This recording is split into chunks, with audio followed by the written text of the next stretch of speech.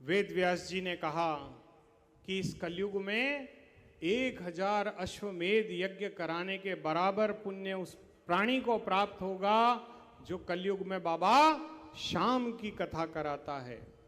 तो यह पुण्य इस समय हमारे मोहन भाई एवं गिरीश अग्रवाल जी के परिवार को प्राप्त हो रहा है। इनके लिए जोरदार एक बार ताली बजा दें। और आगे भगवान वेद व्यास कहते हैं कि इस कलयुग में व्यक्ति के जीवन में नाना प्रकार की तकलीफें आएंगी, लेकिन उसे इस बात का हमेशा स्मरण करना चाहिए कि उसकी आत्मा में ही परमात्मा का वास है। यहाँ कितने परमात्मा बैठे हैं देखिए, आप सबकी आत्मा में जो परमात्मा है उसे हमें पहचानना है, हमारे अंदर हमें झांकना है, हमारे अंदर हमें बाबा को बुलाना है और क्या कहना है, मेरा श्याम तू है, मेरा श्याम तू है, नहीं मैं अकेला, मेरे साथ तू है, मेरा श्याम तू है। एक आदत अपनी बना लीजिए कि हर पल हर क्षण आप ये बात कहें कि मेरा श्याम तू है, नहीं मैं अकेला। तो ये बात हमेशा याद रखना कि जैसे मेरे गोविंद ने अर्जुन का साथ दिया था, वैसे मेरा बाबा श्याम आपका साथ देगा। देखिए, अर्जुन को जो जब जैसा चाहिए था, मेरे श्याम ने उसे वो प्रदान किया।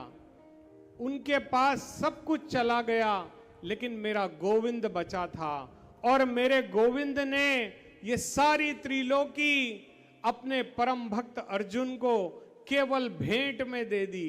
तो ऐसा दानी मेरा गोविंद है और उस गोविंद के आशीर्वाद के स्वरूप ही बाबा श्याम इस कलयुग में अपने भक्तों की मनोकामना पूर्ण कर रहा है।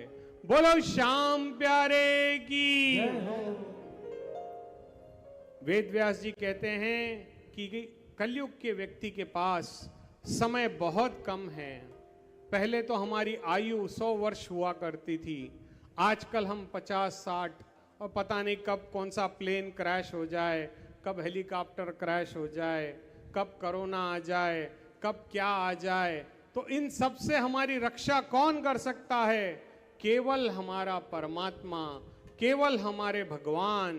तो हमें हर पल जब भी हम अपने घर से बाहर निकलें, जो भी आपके इष्ट देवता हैं, चाहे वो माता रानी हो या मेरे भोलेनाथ हो या भगवान श्याम हो या राधे कृष्ण हो, हमें बोलना क्या है? जैसे मान लीजिए मैं तो भगवान श्री कृष्ण का परम भक्त हूं, तो मैं कहता हूं श्री कृष्णम शरणम मम। क्या कहते हैं? श्री कृष्णम शरणम मम। हमें भगवान गोविंद का नाम लेकर के अपना सीधा पग अपने घर से हमेशा प्रथम बार जब भी हम बाहर निकलें, हमें अपना प्रथम पग जो हम घर से बाहर निकालते हैं, हमें अपने परमात्मा का स्मरण करना चाहिए। और ऐसा करने से आप देखेंगे कि कभी आपका कभी किसी समय भी कोई अहित नहीं हो सकता, आपको कभी कोई चोट नहीं लग सकती। क्यों? क्योंकि मेरा परमात्मा आपकी रक्षा करता है। देखिए, वो दीन वत्सल है, वो दीनानाथ है, उसकी कृपा अनंत है। हमें उसकी कृपा प्राप्त करना है तो वो केवल उसके नाम से ही ली जा सकती है। राजा परीक्षित राजा थे, उनके पास धन दौलत की कोई कमी नहीं थी, लेकिन जब उन्हें एक ऋषि का श्राप मिला और उन्हें पता चला कि 7 दिन में मेरा जीवन समाप्त होने जा रहा है, तो क्या उन्होंने कीर्तन किया? नहीं। क्या उन्होंने कोई जप किया? नहीं। क्या उन्होंने कोई दान किया? नहीं। उन्होंने क्या किया? कथा श्रवण की। कौन सी कथा? भागवत महापुराण। क्योंकि 7 दिवस में हमारे करोड़ों जन्मों के पापों का नाश यदि हो तो तो वो केवल पुराणों से ही संभव है। और इन अंग्रेजों ने जब हमारे भारत देश पर आक्रमण किया था तो सर्वप्रथम हमें अपने पुराणों से ही दूर कर दिया, हमें हमारी संस्कृति से दूर कर दिया।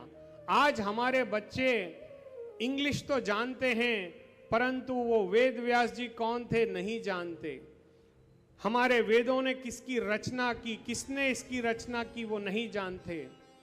राम सीता के क्या थे हम वो नहीं जानते। भागवत पुराण में असंख्य ऋषियों के नाम हमारे बच्चे नहीं जानते। पुराने समय में हमारे घर में इस शिक्षा को दिया जाता था। हर घर में रामायण का पाठ किया जाता था, हर घर में भागवत पुराण होती थी, हर घर में भगवान केशव का नाम लिया जाता था। परंतु इन अंग्रेजों ने हमारे बच्चों को हमारी संस्कृति से ही दूर कर दिया। आज हम उन्हें ट्विंकल ट्विंकल लिटिल स्टार तो सिखाते हैं, परंतु बाबा श्याम की कृपा कैसे प्राप्त हो ये नहीं सिखाते, मेरे राम की कृपा प्राप्त हो ये नहीं समझाते। हम ये नहीं बोलते कि बेटा तुम्हारी रक्षा सिर्फ भगवान ही कर सकते हैं। जिस भगवान ने हमारी रक्षा हमारी माता के उदर में 9 महीने तक की है, क्या उस रहती दुनिया में वो हमारी रक्षा नहीं कर सकता? बिल्कुल कर सकता है, परंतु हमें क्या करना होगा? उसकी शरण में जाना होगा।